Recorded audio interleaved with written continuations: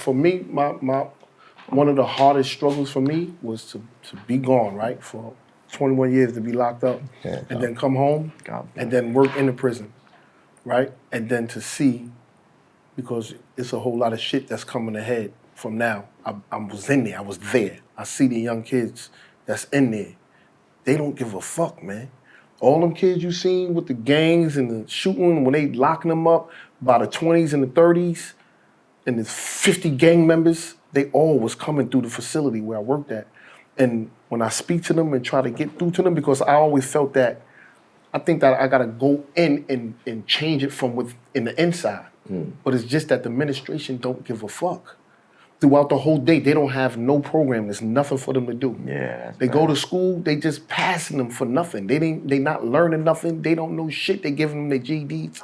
So when you speak to them and you try to teach them, for that second, they pay attention. And then once they turn this way, they gone again. You know what I'm saying? So I think that the programs, I think that the prisons need more therapeutic programs. And also society need more therapeutic programs. They need programs like he's speaking about. We need more things to get them before they go to that stage.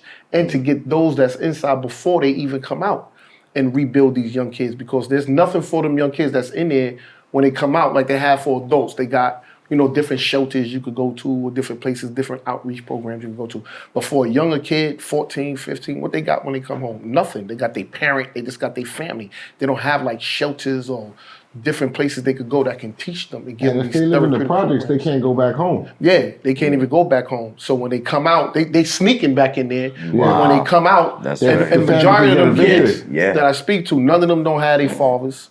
And if they mother, they not trying to hear nothing what their mothers is saying. I had a young kid tell me one day, yo, I'll kill a nigga. I'm like, how much you think you'll kill a kid for? He said, give me $500, I'll kill a nigga. I said, you a $500? He's like, what? That's bread.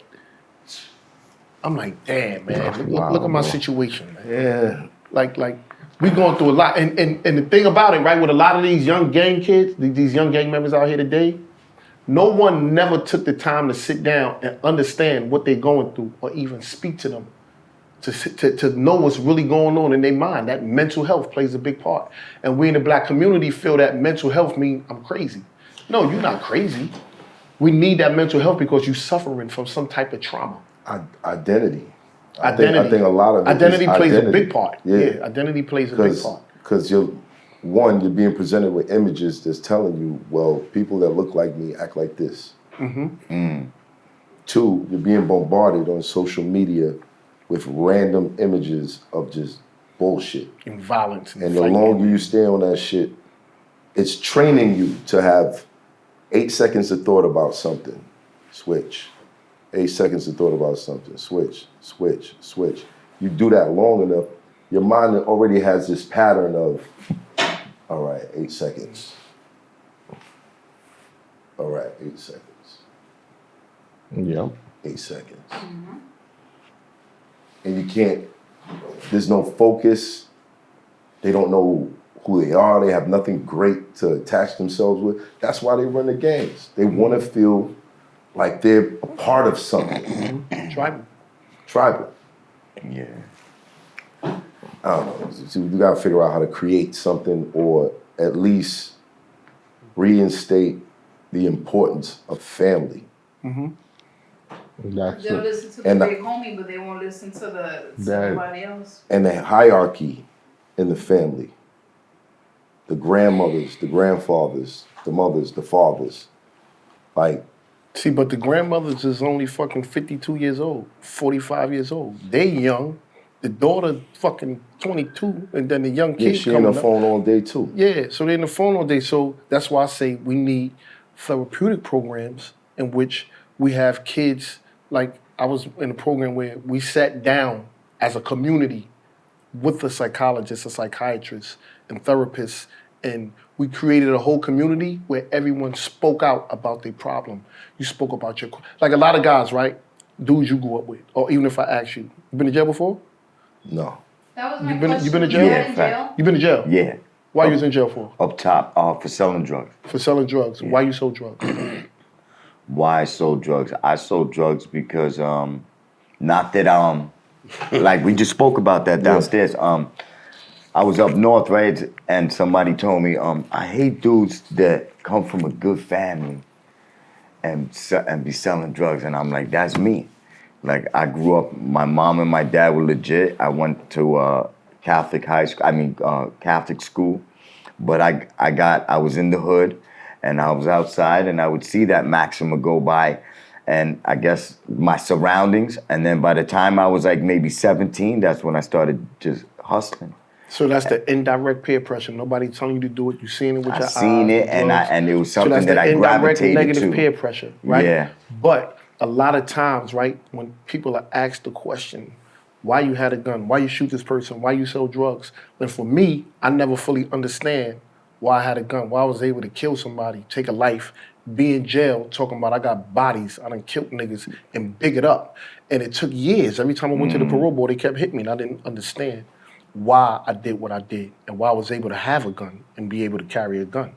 And then I realized I had the epiphany, and I started learning and digging to myself and said, I had a gun.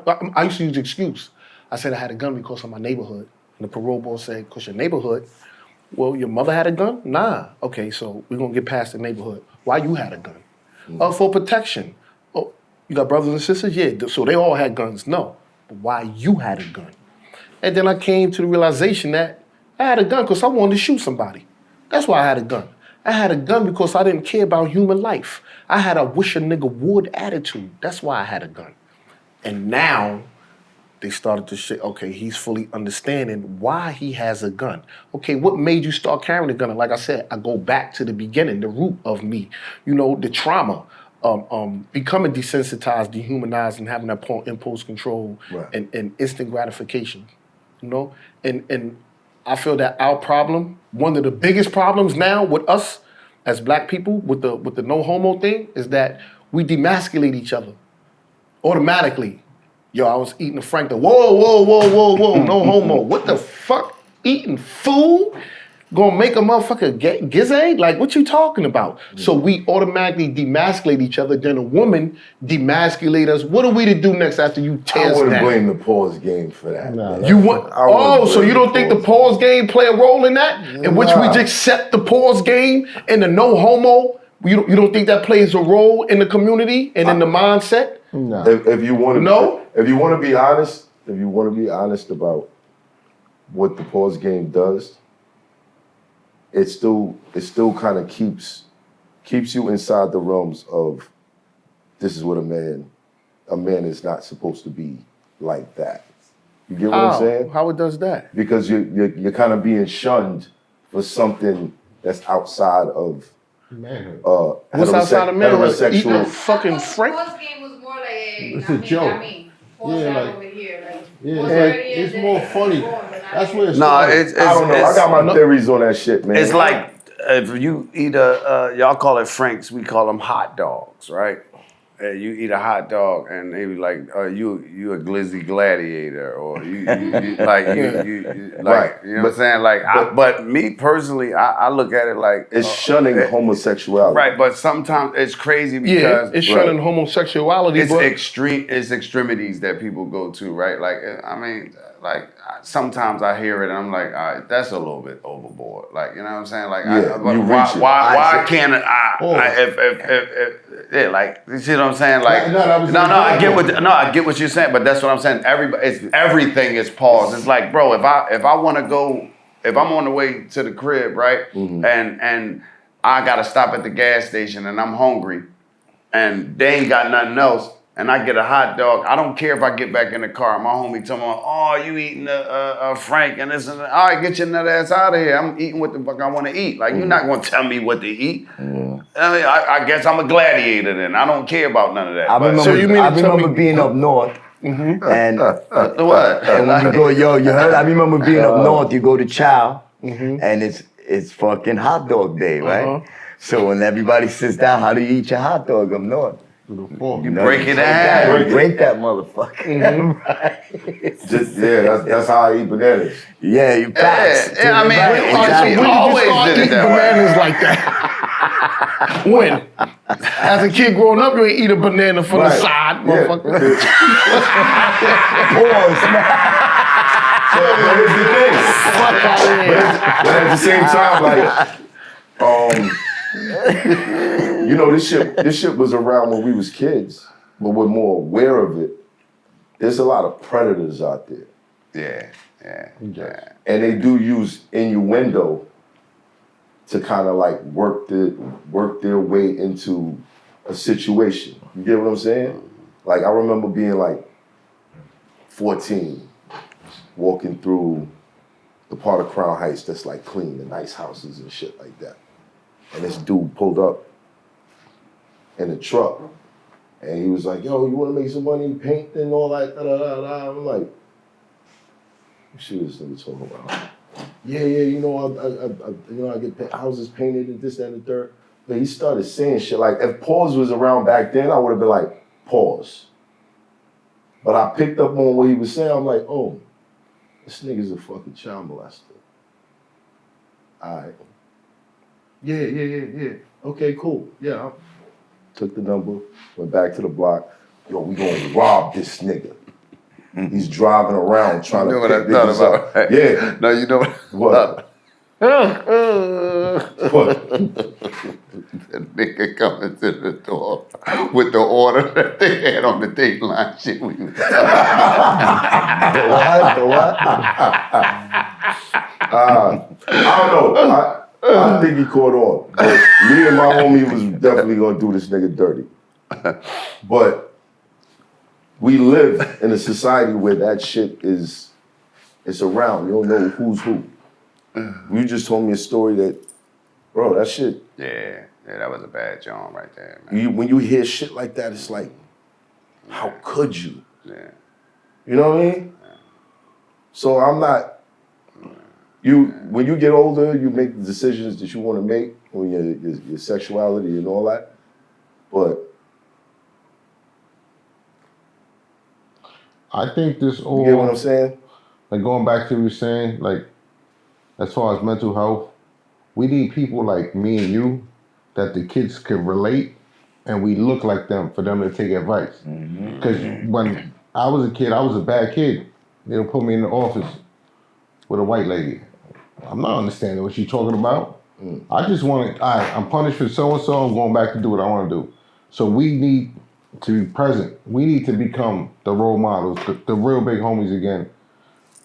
You know, they want to see somebody they can relate to. Like I get a lot of, like I had school in Harlem. I don't live in Harlem anymore, but how they got the attention. I wore the new sneakers. So that, like, he cool. So that opened a conversation, started talking sneakers.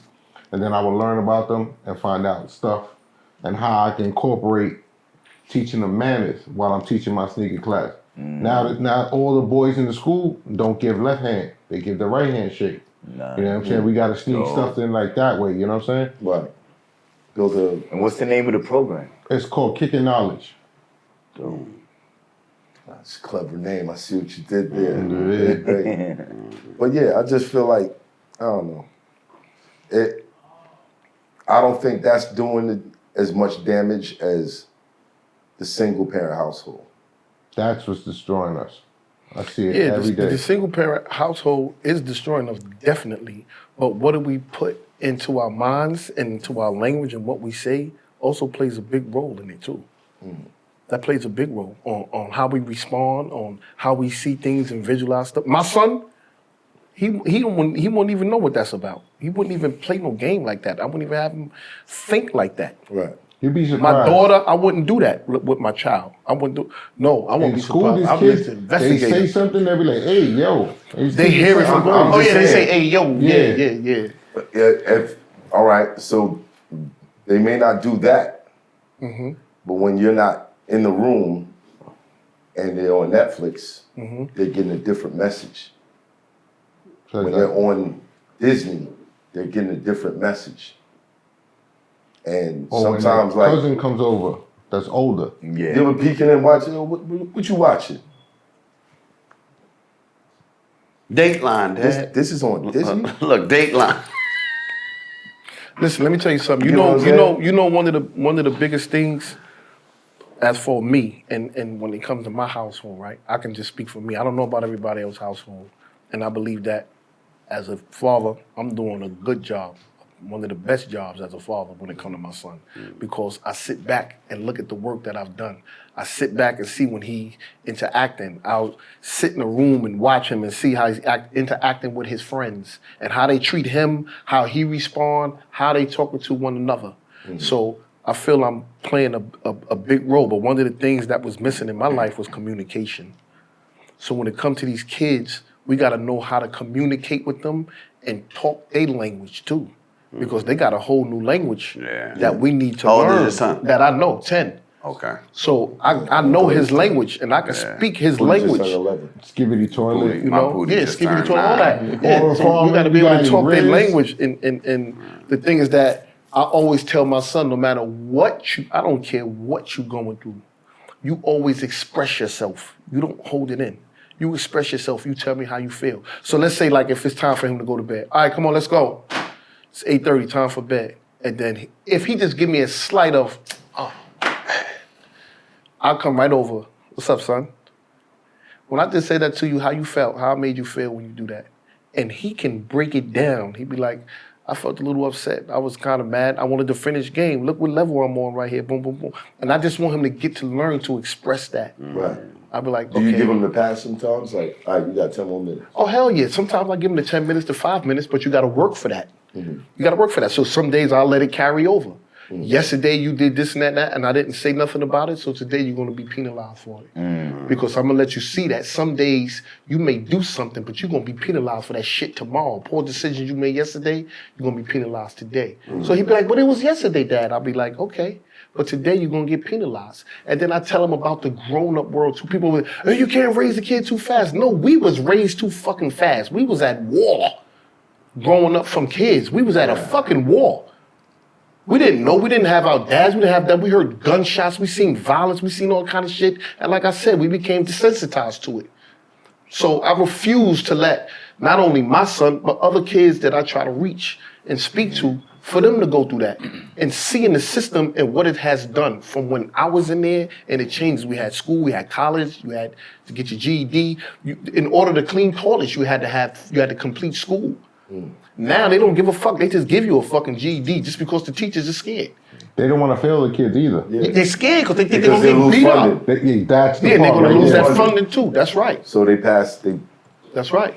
When my dad passed away like 4 years ago, right? When my boys came to the funeral, after that we went to go sit down and just eat, the family and my boys. So, and I never realized this. I was sitting with it was like four of them and myself. So my boy Killer says, you know, Froze, I never had my dad growing up. He says, I was 18 years old when my dad passed away. I said, I remember that. And then Mills says, my father got killed when I was 2. And then Izzy says, bro, I never even met my dad. He was never in my life. And then we never stopped to have that conversation growing up. right. You know, and then as men, as they come into my dad's funeral, and that shit fucked me up and shit, you know. That's a very, being that you said that right there, right? That's a very touchy situation for me too, because I lost my father at 11. He was murdered, right? So then now here I am, a grown up. I murdered somebody, right? So I say, how much time is enough time? And the thing that makes me so upset is when I see like rappers and different people wearing T-shirts with the free so-and-so, yo, free Tata, free this person, free that person. Yeah. When that person done killed somebody, Yeah. and you saying free him and forget about the victim, forget about the families, just free this motherfucker after what he did. So when I was gone, it was about, yo, bro, they gotta free my bro, they gotta free him. They talking about free me. It wasn't until I got old and I was like, damn, free me. Do I deserve freedom for what I did? And then I think about when I was the victim, when I lost my father, how I felt about who was that motherfucker that took his life? The shit that I go through, the trauma and the mental health that still affects me today from what happened to my pops. You know what I'm saying? So that's why when I see kids today, and you can see it. You can see it in the game. You can see I could be like, I know you ain't had your father around with you in your life. Yeah. I know you ain't had your pops there, you know what I'm saying? Because I can see the action, the way you react, the same word. We're going to be saying the same thing. We're going to have the same emotions. We're going to be going through the same thing. Opposed to if you had your father just a little bit in your life to your teenage years and he was able to scold you, you would like take a little turn, just a little bit. And that's when we was just talking about Shannon Briggs. He grew up in Brownsville, one of the worst neighborhoods in Brooklyn, where everybody was shooting, killing, doing everything. His mother was on drugs, his father was in prison. For him to be able to overcome that and become the heavyweight champion of the world says a lot. Meaning that Shout out to Shannon. Yes, Let's go, Chan. Let's go, Chan. He didn't make them poor decisions. Though he thought of it, but he never put it into action. But he also came across a male figure who kind of put it in his head that you could do this. Mm-hmm. Yeah, definitely. The trainer was the one telling him, you can do this, you could become the heavyweight champion. And he always said he was afraid, he was scared. He could talk all the shit he want, but when it was time to fight, he was afraid, but they gassed him up. And that's what made him a better champion. But at the same time, his father was behind a wall before he died and was teaching him, listen, son, this is not where you want to be. And like I always tell people, you know what? Your worst day in the streets is better than your best day in prison. Mm-hmm. So you could be in jail, like when I was locked up, 60, 70,000 in the count. Like, and I'm thinking I'm living good and that shit don't amount to my worst day out here. Motherfucker being broken, ain't got no job. At least I'm free. I'm able to maneuver and move around and do what I want to do, opposed to being in that fucking hellhole. And that's why I put so much emphasis on that, and I go at the YouTube world in that dirty section and about accountability, because a lot of guys be coming from the prison system and they talk about they the big homies and they all of these different things when you're not really trying to lead these kids. You lead them into a burning building. Right. You telling them jail is fun. You telling them that it's cool to go to prison. You saying the dumbest shit out of your mouth, opposed to talking about your experience. Because it sells, unfortunately. How old were you when you went to jail? 18. 18. And like, when did you decide that you wanted to, be a positive in your community? Well, this Hoffa, trapper turn smack rapper. Only smack rapper that you know is smack rapper.